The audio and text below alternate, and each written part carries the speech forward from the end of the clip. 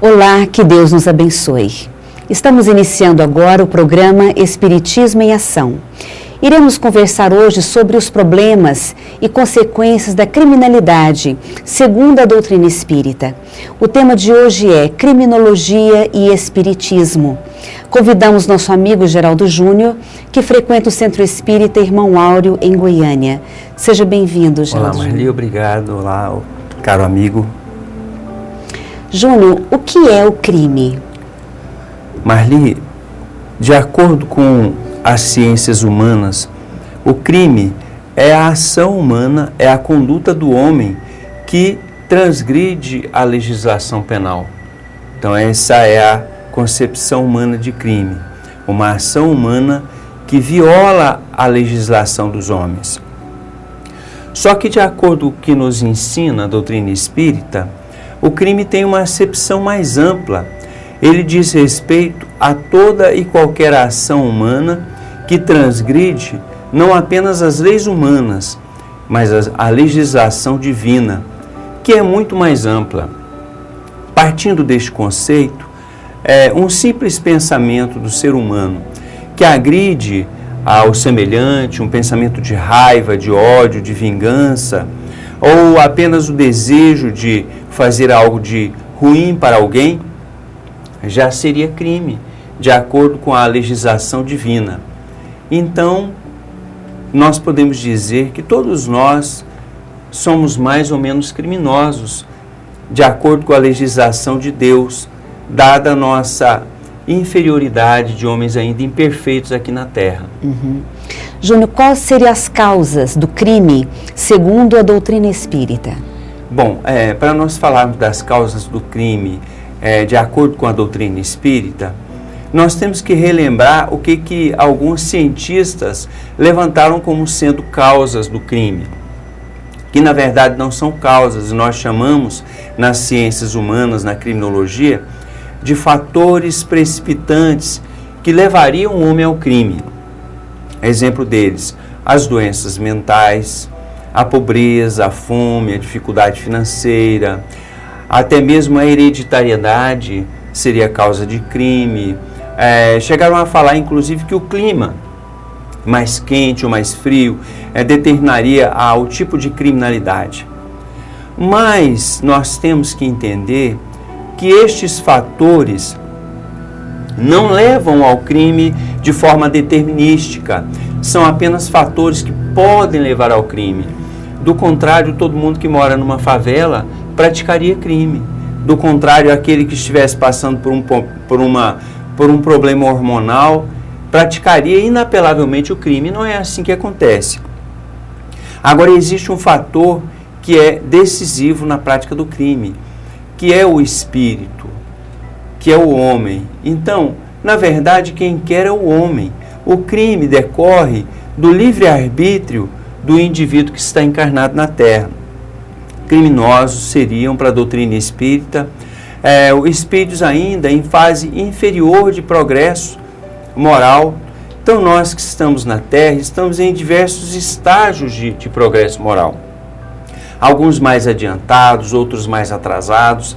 Então, os criminosos seriam aqueles espíritos que ainda estão no início do estágio evolutivo, embora encarnados na Terra, no meio de nós, no meio de um povo civilizado, não é? Mas ainda estão no início da escala evolutiva, ainda são inexperientes, ignorantes, e essa inexperiência, ignorância, levaria ao crime. Então, o crime não decorre do corpo, mas a origem, a raiz da conduta criminosa está no espírito. Em última análise, quem vai definir quanto ao caminho a seguir, quanto ao caminho do bem ou ao do mal, é o homem. Júnior, qual a relação entre a obsessão e o crime? Nós sabemos que os espíritos, os desencarnados, influem nas nossas ações, na conduta humana. Agora, quais os espíritos que vão nos influenciar? Qual aquele que vai nos dirigir? Depende da nossa índole. Então, é natural que aquele que ainda traga desejos inferiores, que aquele que ainda esteja arraigado ao mal, por lei de afinidade, é natural que ele encontre desencarnados na mesma faixa de pensamento, espíritos que comungam dos mesmos ideais, ou seja, o ideal do crime. Então, um espírito mau, um espírito de alguém que tenha sido um delinquente e que ainda continua delinquente no plano espiritual, eventualmente pode levar um homem a praticar um crime, a praticar um homicídio, a praticar um roubo. Mas a questão funciona mais ou menos assim. Da mesma forma que o encarnado, alguém que chegue em mim, alguém pode chegar em mim e me convidar para roubar uma casa, para praticar uma ação censurável. Agora, naturalmente, não é porque alguém me chama para realizar determinada ação que eu vá aceitar. Então, o princípio é o mesmo, assim funciona com relação à influência dos espíritos em nossas vidas. Nós vamos ou não aceitar aquele apelo, embora aquele apelo ele seja oculto, embora aquele apelo ele seja sutil, porque nós não conseguimos ver, na maioria dos casos não vemos o desencarnado, mas nós somos livres para aceitar ou não. Então, quando vem um pensamento para que nós venhamos a agir de forma errônea, praticar uma ação censurável, às vezes até abominável, nós temos a liberdade de rechaçar, de repelir aquele pensamento imediatamente. Então, se eu já estou em determinado grau de evolução em que eu não me comprazo mais com aquele tipo de ação, eu não vou aceitar aquele pensamento. Agora, se eu aceito aquele pensamento, muito possivelmente eu vá praticar um crime debaixo de uma influência obsessiva. Geraldo Júnior, pela lei divina, como essa situação é vista então? Marli, nós sabemos que existem vários graus de obsessão e o grau mais intenso é a chamada subjugação, que conhecida mais popularmente como possessão. Muito bem, na possessão, o espírito que está influenciando o homem ou a mulher, ele tem a rédea. E muitas vezes o obsidiado na subjugação, ele perde a noção. Então, eventualmente, se ele vem a praticar um crime de morte, como naturalmente a gente ouve vários casos assim, o indivíduo fala que praticou aquele crime, que não viu nada, que não sentiu nada, que não viu. E realmente, muitas vezes, o indivíduo não vê. Então, é bem possível que ele estivesse no estado de subjugação. Neste caso, Marli, o nosso Código Penal, a nossa legislação, mais especialmente o artigo 26 do Código Penal, diz que é isento de pena aquele que, por falta de conhecimento, de discernimento, ele pratica uma ação sem ter conhecimento de causa. Então, a própria legislação humana já isenta ele de pena quando o indivíduo pratica um crime sem ter noção do que fez. Nós iremos agora para um breve intervalo. Continue conosco.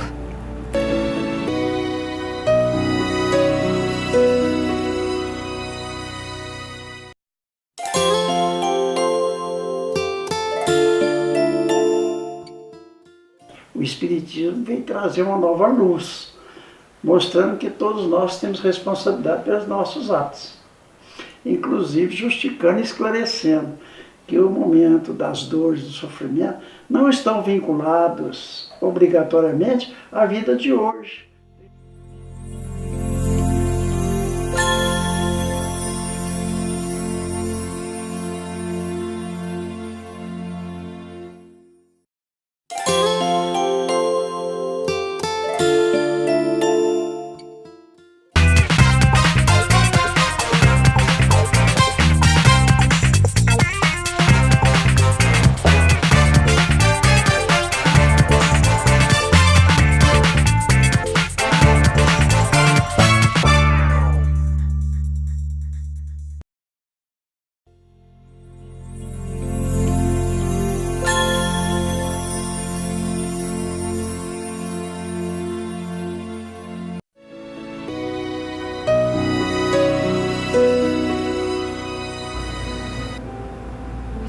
Estamos de volta com o programa Espiritismo em Ação.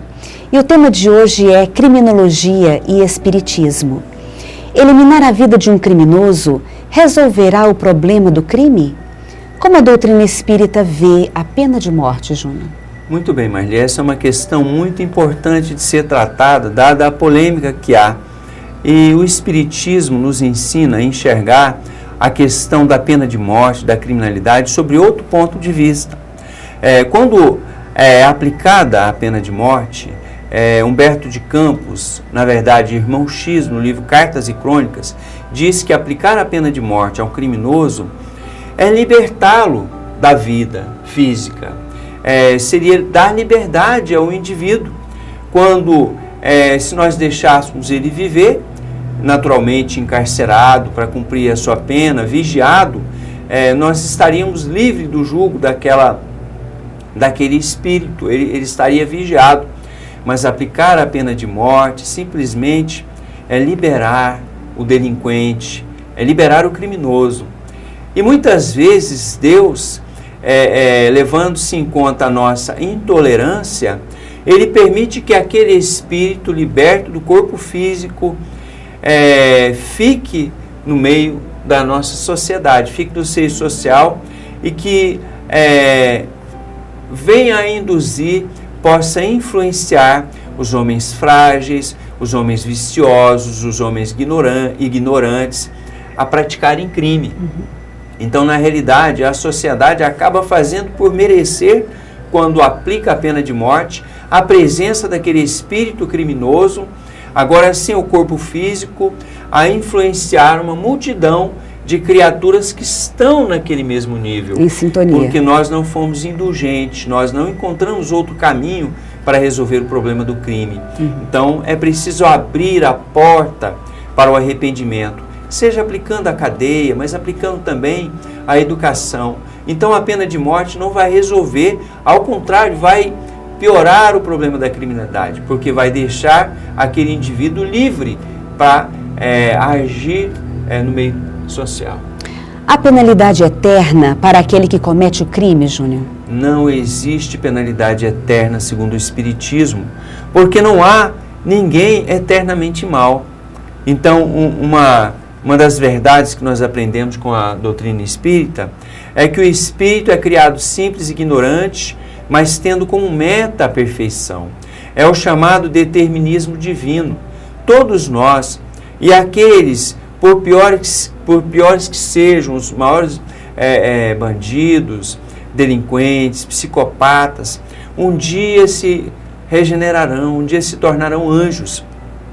E para nós entendermos essa questão, Marli, nós temos que compreender a realidade da reencarnação. Aquele que hoje está delinquente, aquele que hoje se compraz no mal, depois de muito sofrer, depois de muitas dificuldades, ele vai reencarnar e vai melhorar. Nós mesmos, hoje que somos melhores um pouquinho, né? Ou pelo menos que não praticamos crimes, em tese não praticamos, né? Nós já fomos criminosos em vidas anteriores. A lei é a lei do progresso. Então, hoje nós estamos melhores.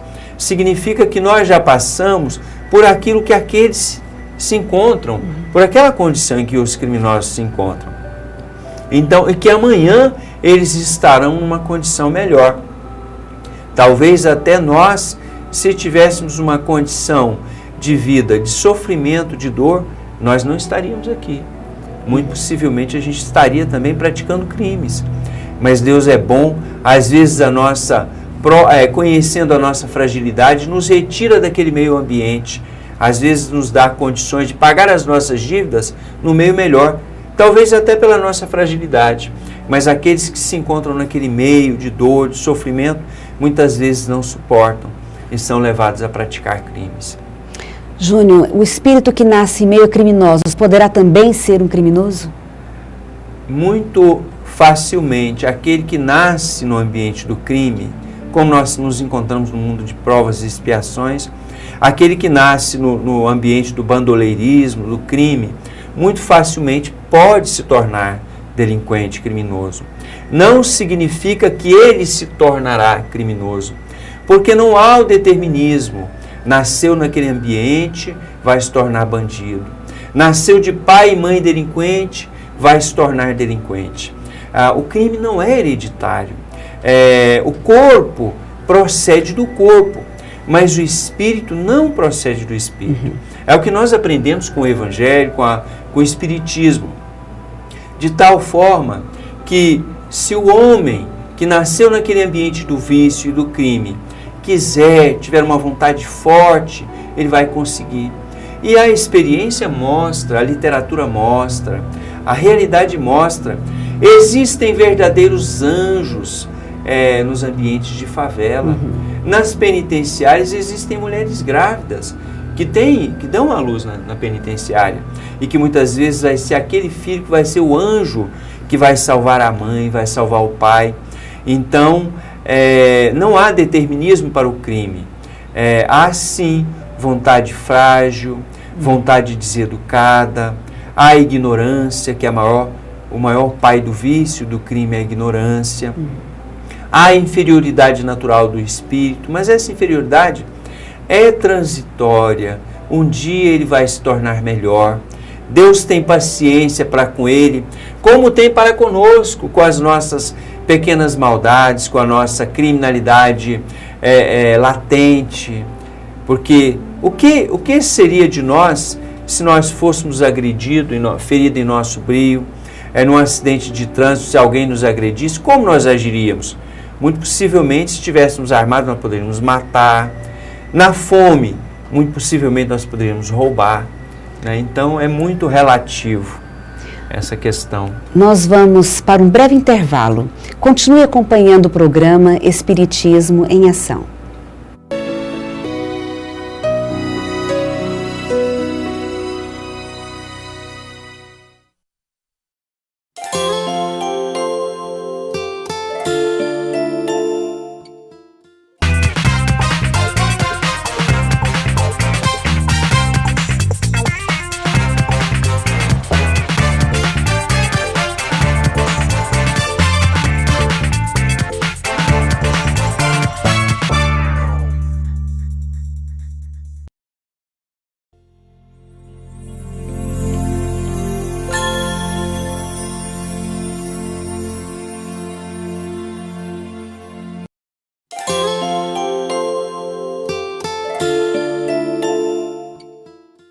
O Espiritismo vem trazer uma nova luz, mostrando que todos nós temos responsabilidade pelos nossos atos, inclusive justificando e esclarecendo que o momento das dores, do sofrimento, não estão vinculados obrigatoriamente à vida de hoje.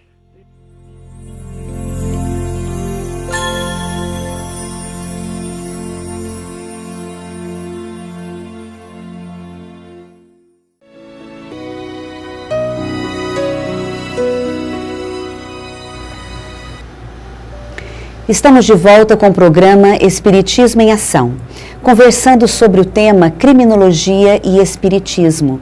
Quais as consequências do crime para o criminoso após o seu desencarne? E o que lhe aguarda no plano espiritual, Geraldo Júnior? Muito bem, Marli. A doutrina espírita mostra claramente o que ocorre com o criminoso, com o delinquente, após ele passar para o plano espiritual. A literatura espírita é muito rica. Existe um livro chamado Céu e Inferno, de Allan Kardec, que vem trazendo depoimento de criminosos arrependidos e de criminosos endurecidos no plano espiritual, além de suicidas, espíritos em expiação e espíritos felizes. Mas quanto aos criminosos, o Espiritismo nos ensina, o depoimento deles que vem, nos mostra que a maior pena para o delinquente é ter a visão da vítima. Aquele que mata, aquele que assassina a sua vítima, muitas vezes até do lado de cá, ele percebe a vítima constantemente do seu lado. E ao desencarnar, ao morrer, entre aspas, porque a morte não existe, ele vai facear com a multidão de vítimas que ele tirou a vida, cobrando o que ele roubou, que ele violentou sexualmente. Então essa é uma das penas. A obra de André Luiz, Ação e Reação, libertação, o próprio nosso lar, obreiros da vida eterna, é muito rica ao demonstrar o sofrimento acerbo do espírito, o estado de muitas vezes de inconsciência, o estado de desespero por achar que aquele sofrimento é eterno. No plano espiritual, às vezes o indivíduo fica até mesmo atolado em rios de sangue. Mas isso não é o pior. O Espiritismo nos ensina que existe a reencarnação. Depois de muito sofrer no plano espiritual, este que praticou o crime se arrepende e volta ao cenário da terra. E, por exemplo, aquele que matou, muitas vezes ele vai ter a vida ceifada aqui na terra, vai passar pela pena de talião. Aquele que usava as mãos para roubar, muitas vezes ele vem sem as mãos, sem os braços. Aquele que usava os olhos para cobiçar, para pensar no mal, vem sem os olhos, sem as órbitas. Então a reencarnação nos explica o sofrimento daquele que fez o mal na vida passada. Como o Espiritismo, Geraldo Júnior, pode auxiliar o criminoso e como pode também lançar luz na sociedade para que ela se conscientize em relação ao tratamento que se deve dar aos criminosos? Muito bem, Marli. O Espiritismo, como nós sabemos, é a ciência, a filosofia, a religião que veio descortinar ao homem a vida do plano espiritual. Então a doutrina espírita vem mostrar para nós que a vida na Terra é passageira. O Espiritismo é a antítese do materialismo. Agora, Marli, se nós pensarmos que o materialismo é o maior causador do crime, nós vamos entender a importância da doutrina espírita. Uma vez que o materialismo diz ao homem que a vida acaba aqui na Terra. O materialismo coloca fim ao homem com a morte do corpo físico. Olha o raciocínio. Se com a morte tudo se acaba, por que ser bom? Por que fazer o bem, praticar a caridade? Por que me corrigir das minhas vontades, dos meus desejos, ainda que seja de matar, de roubar, de violentar uma mulher? Então, se com a morte tudo se acaba, por que há de ser bom ou de ser mal? Todos vão se acabar também. Então, o Espiritismo nos ensina que com a morte nada se acaba além do corpo físico. O espírito continua a viver e que nós, ao chegarmos no plano espiritual, nós vamos dar conta da nossa existência terrena. Nós vamos prestar conta de tudo aquilo que nós fizemos de bom ou de ruim, recebendo a recompensa pelo bem que houvermos feito e sofrendo a punição pelo mal que tivermos feito. E o Espiritismo nos ensina também que por maior que seja a dificuldade aqui na Terra, ela é passageira. Por maior que seja a dor, ela é passageira. E nos ensina, então, a ter paciência, a ter calma. E isso arrefece as nossas paixões, tranquiliza o nosso mundo íntimo e é o maior preservativo contra o crime. Então, nós temos que ensinar àquele que está equivocado, educá-lo, ensinar que existe uma vida além desta vida, que ele pode ser bom, que se ele se arrepender, Deus irá levar em conta o arrependimento dele. Então, este é o grande remédio que o Espiritismo traz para o problema do crime e da violência. A educação do espírito para a eternidade.